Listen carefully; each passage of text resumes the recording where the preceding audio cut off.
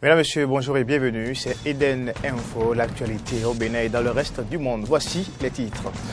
4 mai, date historique pour le parti Restaurer l'espoir du candidat Zanaï. Ce jeudi 4 mai, marquant le 2e anniversaire de la tentative d'arrestation de leur leader, les militants de ce parti ont organisé plusieurs manifestations, dont une marche ce matin à Zobo.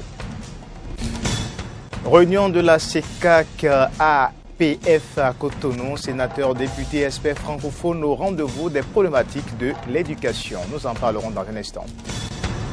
Et puis elle a eu lieu ce mercredi, le débat télévisé avant le second tour de la présidentielle en France entre Marine Le Pen et Emmanuel Macron, un débat qui a viré à un duel virulent.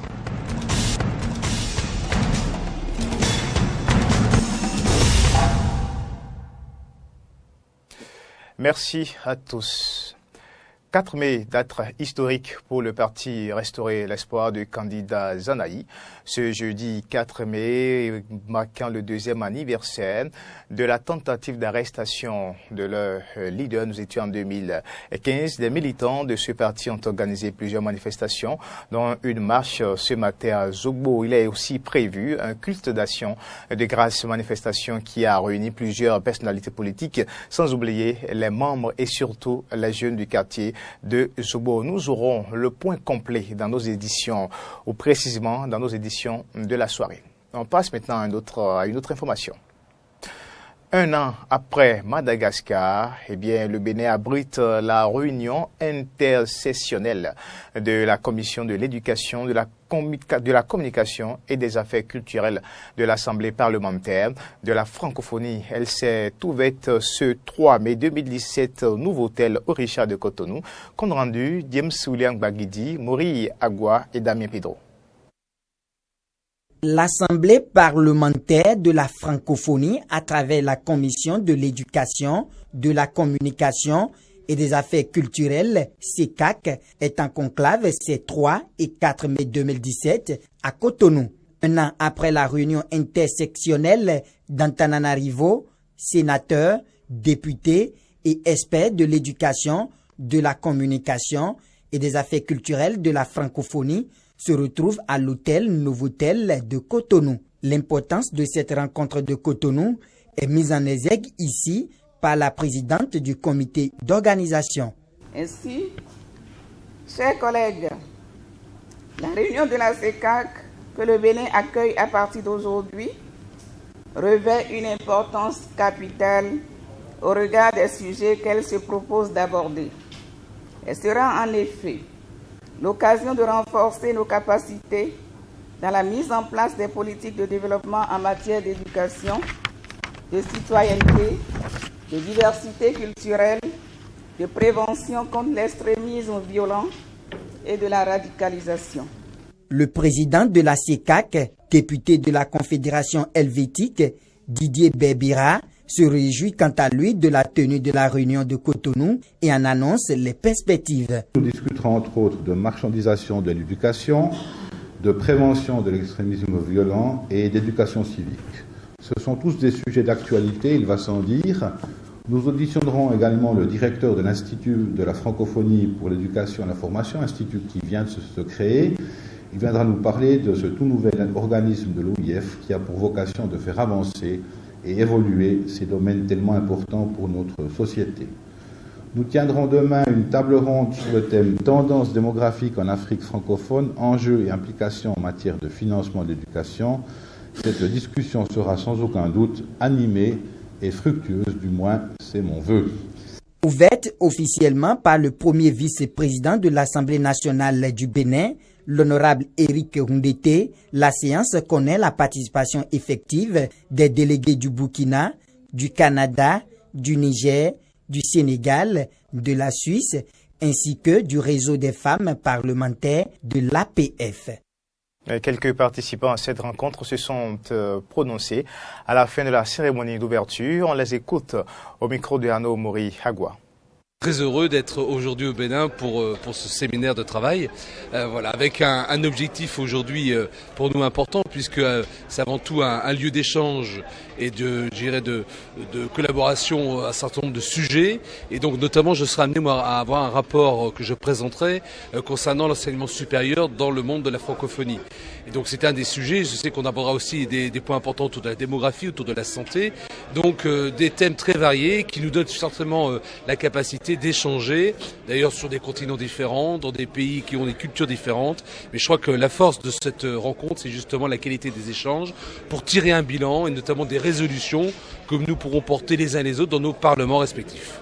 Une des grandes volontés de la francophonie est d'assurer la protection de la diversité des expressions culturelles, avec le rejet d'une pensée unique et d'un vocable unique qui serait l'anglais, avec un français qui lui défend la pluralité des expressions, et donc ça veut dire la reconnaissance de ce qui fait notre identité, votre identité au Bénin, l'identité d'autres au Sénégal, l'identité des Vietnamiens, et donc c'est ça qu'on veut préserver ici. Quand vous prenez un régime comme l'actuel régime du Bénin, l'éducation fait partie des piliers sur lesquels les réformes doivent s'axer. Donc les réformes seront axées sur le plan de l'éducation. Et aujourd'hui, le pays qui a le système éducationnel le plus performant, c'est la Finlande. Et après, vous avez Singapour. Donc nous qui avons évolué dans un système éducationnel vieillissant, c'est bon que nous puissions faire des réformes afin que le développement puisse être un développement durable. La fête du travail, on en parle encore. Le syndicat national des peintres du Bénin, SINAPEB, a célébré à sa manière la fête des travailleurs. À travers une marche qui a débuté à la Bourse du Travail, les peintres du Bénin, membres de ce syndicat, ont tenu à se faire connaître et en même temps faire des demandes à l'endroit du gouvernement. On écoute François d'Assise Nyamo, secrétaire général du SINAPEB. À la vie des travailleurs, vous savez, il y a une fête qui se célèbre le 1er mai. Donc, c'est dans ce cadre-là que nous avons voulu démontrer à la face du monde ce que nous savons faire. Vous avez vu, nous avons des décorations sur des pancartes. On aura à faire une grande caravane qui va inciter le monde à savoir ce que les peintres font dans le pays. C'est pour cette raison que nous avons initié cette caravane. Depuis notre existence, l'État ne sait pas encore que l'accompagnement que les artisans peintres portent à la nation. Donc on attend qu'ils nous fassent appel, qu'ils nous connaissent et qu'ils collaborent avec nous afin que les subventions puissent venir à notre disposition. Aujourd'hui, vous savez qu'il y a assez de diplômés sans emploi dans le pays. Ceux-là, c'est nous qui les utilisons. Les enfants déshérités, c'est nous qui les utilisons.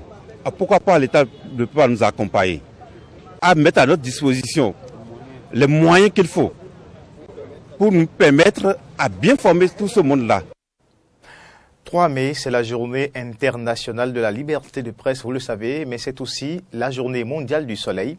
Et dans un pays comme le Bénin, dont le climat tropical offre de longues saisons ensoleillées, l'occasion est toute trouvée pour s'interroger sur la problématique de l'exploitation de l'énergie solaire. Carnot François Rumbeli-Rintor et Romaric Devochi ont interrogé à ce propos un spécialiste béninois des questions énergétiques. Si on compare à certains pays du Nord, où il n'y a pas de soleil, ce qu'ils en font, c'est énorme. C'est pour cela que je peux dire que par rapport à ce qui se passe, par exemple en Allemagne, où ils ont des champs d'énergie solaire, au Bénin, on n'a rien encore. Bien sûr, il y a la CEB qui a des projets d'installation des panneaux solaires pour avoir des centrales décentralisées. Mais ça ne suffit pas pour le moment. Parce que si effectivement ça avait bien pris, on n'assisterait pas encore à ce déficit énorme auquel on vit aujourd'hui au Bénin. C'est un choix politique. Si l'État décide effectivement de construire des centrales aujourd'hui, je crois qu'on a fini avec ce déficit, ces délestats qu'on a. Et j'ai appris la fois dernière qu'on veut encore installer beaucoup de groupes électrogènes, de centrales thermiques. Alors que dans cela, l'énergie solaire, c'est une énergie propre. Alors qu'avec les groupes électrogènes, c'est des sources d'énergie polluantes. Donc, moi, je crois qu'il faudra peut-être choisir la voie d'extension des centrales solaires que d'investir encore dans les groupes d'énergie qui sont des énergies polluantes. Quand on commence par faire les recherches, les autorités n'en tiennent pas compte tout certainement. Ils demandent aux autorités de vraiment se pencher sur l'exploitation, parce que c'est gratuit. C'est gratuit, ça ne coûte rien. Alors que les gens qui n'ont pas le salaire, 65 jours, 65 jours, en profitent énormément jusqu'à en revendre. Donc je demandais à nos autorités d'y penser, d'investir directement beaucoup dans ce sens-là. Journée mondiale de la liberté de la presse, on en parle maintenant au Bénin sous l'égide de l'Union des professionnels des médias du Bénin UPMB. Cette célébration était l'occasion pour échanger sur le thème sensibilisation et dissémination de la convention collective au profit des professionnels des médias du Bénin. La cérémonie officielle de cette 24e édition a été lancée par la ministre de la Communication et de l'Économie numérique. C'était à la maison des médias Thomas Meillanson à Cotonou. Suivez ici un extrait de la déclaration du président de l'UPMB et celui de la ministre Rafiatou Mourou. Dans notre environnement médiatique, ce n'est pas exagéré d'affirmer que nous avons réussi le pari d'une presse qui sait s'éloigner de l'incitation à la haine. Les avis et opinions publiés au quotidien concourent à la promotion des valeurs constitutionnellement admises, comme la paix, le respect de la morale. Et c'est sans fausse modestie que nous proclamons que la presse béninoise, malgré tout, prend la place qui est la sienne dans l'état de droit que la plupart des Béninois s'évertuent à construire. À l'occasion de cette célébration, la fêtière des problèmes des médias ne saurait passer sous silence les violations et autres atteintes aux libertés de presse dont sont victimes souvent les professionnels des médias. Au Bénin, du 3 mai 2016 au 3 mai 2017, aucun journaliste n'a été assassiné, comme nous l'avons vécu malheureusement les années antérieures. Il est aussi vrai que les cas de bastonnade d'atteinte à l'intégrité physique et morale ont baissé. Seulement, il ne serait pas juste de passer sous silence les cas d'intimidation, de traitements dégradants dont nous continuons d'être victimes. Nous devons insister sur la faisabilité d'un mécanisme de promotion et de protection de la liberté d'expression et de sécurité des journalistes au Bénin. Pour ce qui nous concerne au plan associatif, le double défi d'une presse libre, mais surtout de qualité, ne saurait être relevé sans l'amélioration des conditions de vie et de travail des professionnels des médias. Je voudrais, en ce jour 3 mai, saluer et féliciter avec beaucoup de satisfaction et d'admiration à la fois l'ensemble de la presse béninoise pour la qualité du travail qu'elle abat pour apporter sa pierre à l'enracinement de la démocratie et de l'état de droit dans notre cher pays. Grâce aux médias, à la liberté de ton qui les caractérise, la démocratie est en marche dans notre pays, signe de l'admiration des pays et peuples amis à notre égard. Conscient de cette importance, le gouvernement de notre pays a retenu la promotion de la liberté de la presse au tout premier pilier de son programme d'action. Ce pilier recommande en tout premier lieu d'assurer par tous les moyens la liberté et l'accès équitable de tous aux organes de presse. C'est pourquoi mon département ministériel consacre l'essentiel de son énergie à offrir aux professionnels des médias des opportunités de formation de qualité, tant sur le plan national qu'à l'étranger. La nouvelle convention collective applicable au personnel de la presse en République du Bénin, qui vient d'être élaborée sous l'égide de l'UPMB et du CNPA, permettra d'améliorer sensiblement les conditions de vie et de travail de l'ensemble des acteurs des médias. Et puis, conférences, débats, émissions diverses ont constitué le menu de cette célébration par le monde, j'allais dire. Remontons ici à l'histoire de la journée mondiale de la liberté de la presse à travers ce commentaire de Judical Polycarpe nous présenté par ici Seti. C'est aux Nations Unies que les médias du monde entier doivent l'instauration d'une journée mondiale de la liberté de la presse. Mais que d'efforts ont été notés avant cette instauration. Tout commence en 1991 lorsque la 26e session de la conférence générale de l'UNESCO adopte une recommandation relative à cette journée. La même année, les journalistes africains ont proclamé la déclaration de Windhoek sur le pluralisme et l'indépendance des médias. Ces différentes actions vont finalement inspirer l'ONU qui, en 1993, va proclamer le 3 mai Journée mondiale de la liberté de la presse. Elle offre ainsi l'occasion, tous les ans, aux acteurs des médias de célébrer les principes fondamentaux de la liberté de la presse et de rendre hommage aux journalistes qui ont perdu leur vie dans l'exercice de leur profession, entre autres. Choses qui seront observées encore cette année où les médias sont invités à réfléchir sur le thème des esprits critiques pour des temps critiques, le rôle des médias dans la promotion de sociétés pacifiques, justes et inclusives. On parle encore de la célébration de la journée mondiale de la liberté de la presse, mais cette fois-ci sur le continent. Une marche contre les problèmes économiques qui menacent la liberté de presse au Sénégal a réuni mercredi à Dakar des centaines d'hommes de médias qui ont appelé les autorités à trouver des solutions aux difficultés dans le secteur. Commentaire. Précarisée, démocratie menacée, pouvait-on lire sur une des pancartes portées par les manifestants lors de cette marche encadrée sans incident par la police. Une marche initiée par la coordination des associations de presse formée de plusieurs organisations nationales comme le syndicat des professionnels de l'information et de la communication, le Conseil pour le respect de l'éthique et de la déontologie et la Convention des jeunes reporters du Sénégal. Une manifestation organisée dans le cadre de la Journée mondiale de la liberté de presse célébrée chaque mois. En Afrique en général, surtout vu la situation du Cameroun, je pense que la liberté de la presse n'a jamais existé en Afrique. Vraiment, on le dit ça, mais ça n'a jamais existé en Afrique.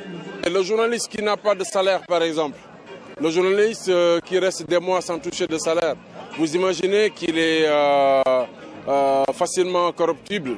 Vous l'imaginez. Vous imaginez qu'il ne peut pas se rendre là où il veut pour faire les reportages qu'il souhaite faire. Vous imaginez qu'il est obligé de suivre une certaine ligne, disons, patronale ou administrative. C'est à ce niveau-là, je pense qu'il faut qu'on revalorise les moyens des journalistes pour leur permettre donc de vivre avec dignité et de pouvoir donc exercer leur métier comme ils l'entendent. Plusieurs centaines de personnes, pour l'essentiel des hommes de médias, ont participé à cette marche, partie d'un quartier populaire de Dakar pour aboutir au siège de la radio-télévision publique RTS sur quelques 2 kilomètres. Des hommes politiques et des responsables de la société civile ont aussi pris part à cette manifestation, à l'issue de laquelle les organisateurs ont remis un mémorandum. Ils dénoncent dans leur motion. Les manifestants ont notamment appelé à un plan national de financement pour la presse, un meilleur partage de ressources publicitaires et d'adoption du nouveau code de la presse, un test en gestation depuis 7 ans et visant une amélioration des conditions d'exercice du métier de journaliste. La menace de la liberté de presse n'est pas seulement une privation de faire apparaître des journaux ou des télévisions. Mais aujourd'hui, ce qui est menacé, l'État du Sénégal ne fait absolument rien pour organiser le secteur. Donc, nous allons tout droit vers le chaos s'il n'y a pas une remédiation par rapport à ça. Donc, c'est là-bas où il faut regarder la liberté qui est menacée. Le Sénégal, un pays réputé démocratique avec une presse libre, occupe la 58e place dans le classement mondial de la liberté de presse 2017 établi par l'Organisation de défense des médias, Reporters sans frontières, RSF. Autre information sur le continent, l'armée ivoirienne va envoyer pour la première fois une unité combattante de 150 soldats au Mali, unité qui rejoindra la force de l'ONU, a annoncé mercredi le général Touré Sékou, chef d'état-major des armées. Jadis très influente en Afrique de l'Ouest, la Côte d'Ivoire, qui sort d'une décennie de crise politique interne, ambitionne de jouer à nouveau un rôle diplomatique majeur à la hauteur de son poids. Écoutons à présent le général des forces armées ivoiriennes. Nous pensons en tant que militaires que tout théâtre d'opération comporte des risques. Il faudrait que les risques peuvent varier d'un théâtre à un autre. Mais nous pensons en tant que militaires que nos hommes ont été bien formés. Ils ont été, comme je l'ai dit, bien sélectionnés, bien formés. Et ils ont un équipement adapté. Donc nous pensons qu'ils devraient s'en sortir. C'est un engagement fort. Sinon on pouvait envoyer d'autres unités logistiques. Mais nous avons décidé d'envoyer une unité combattante. C'est un acte fort, c'est une ambition forte en ce qui nous concerne. Il y a deux aspects. La lutte contre le terrorisme chacun de nous le sait, un seul pays ne peut pas lutter contre le terrorisme. Donc c'est ensemble, hein, la main dans la main, comme je l'ai dit dans mon discours, dans une coopération sous-régionale, régionale, même au niveau du continent, que nous pouvons lutter contre ce phénomène. Les Algériens ont commencé à voter jeudi pour renouveler les 462 députés de l'Assemblée nationale, mais l'abstention s'annonce élevée dans un pays confronté aux difficultés économiques et à l'immobilisme politique. Les quelques 53 000 bureaux fermeront à 19h, soit 18h GMT, sauf autorisation au cas par cas selon les autorités. Les résultats du scrutin doivent être annoncés vendredi en fin de matinée par le ministre de l'Intérieur lors d'une conférence de presse. Et maintenant, on quitte les frontières africaines pour parler maintenant de la présidentielle en France. Le débat télévisé entre Marine Le Pen et Emmanuel Macron a viré à un duel virulent et souvent confus. Les deux finalistes de l'élection présidentielle se rendant coup pour coup à 4 jours du second tour de l'élection présidentielle. Dès les premières minutes, ce débat a été lancé tambour battant. C'est la candidate du Front National qui a donné le là en la matière, ouvrant bien 2017 le débat par une attaque directe contre le candidat bien d'En Marche qu'elle n'a eu de cesse de raccrocher au quinquennat sortant. Suivons ici bien une séquence ou un extrait de ce débat. Vous êtes allé voir Madame Merkel et vous êtes allé lui demander sa bénédiction. Car vous n'envisagez de ne rien faire sans avoir l'accord de Madame Merkel. C'est si vrai que quand on vous a dit, mais comment vous allez faire face à Madame Merkel, vous avez dit, mais je ne serai pas face à elle, je serai avec elle. Bon. Et bien sûr que je veux une France qui se bat avec alors je vais vous dire Madame ce qui va se passer, Pen. Monsieur Macron. De toute façon, la France sera dirigée par une femme, ce sera ou moi ou Madame Merkel. Alors, elle est là la réalité. Mais arrêtez, n'ajoutez pas à votre indignité personnelle celle de nos institutions mais c'est ça. de grâce. Allez, soumettez-vous. Notre pays mérite mieux que ça. Je ne me soumets à personne. Vous êtes à plat ventre en permanence devant l'Allemagne, devant le syndicat de la magistrature, devant l'UOIF, devant les communautaristes, devant les puissances d'argent, devant les banques. À plat ventre. Mais Madame Le Pen, candidat moi, à plat ventre. Je suis le parti des affaires, ça n'est pas le mien, c'est le vôtre. Le parti qui ne va pas devant les juges, c'est le vôtre, pas le mien. Le parti des affaires, c'est le mien. Oui. Soyez. Oui, c'est la réalité. Attention à ce que vous dites, Monsieur Macron. C'est la réalité, Macron. Madame Le Pen. J'espère qu'on n'apprendra rien dans les quelques jours ou quelques semaines. Vous n'avez pas de projet, mais en plus, vous avez une complaisance pour le fondamentalisme islamiste. C'est ça, peut-être le problème. Développez vos propositions. Parce que moi, je pense qu'il faut aussi s'attaquer. Développez vos propositions, Monsieur Macron vous répondra. Ça va aller mieux. Et allez-y, Madame Le Pen, soyez respectueuse comme je le suis avec vous. Non, mais parce que vous me coupez la parole toutes les 10 secondes à peu près. Je vous sens un peu agacé. J'ai une nouvelle pour vous. Depuis novembre 2015, Schengen le permet, nous avons rétabli des contrôles aux frontières pour lutter contre les terroristes qui ont permis l'interpellation de plus de 70 000 personnes. Donc ce que vous proposez, comme d'habitude, c'est de la poudre de perlimpinpin. Abou Moussad, en 2005, dans un texte qui fait référence pour les terroristes, il dit quoi? Le plus grand souhait qu'on peut avoir, c'est que Madame Le Pen arrive au pouvoir en France. Le plus grand souhait. Pourquoi? Parce qu'il cherche la radicalisation, la division, la guerre civile que vous portez dans le pays.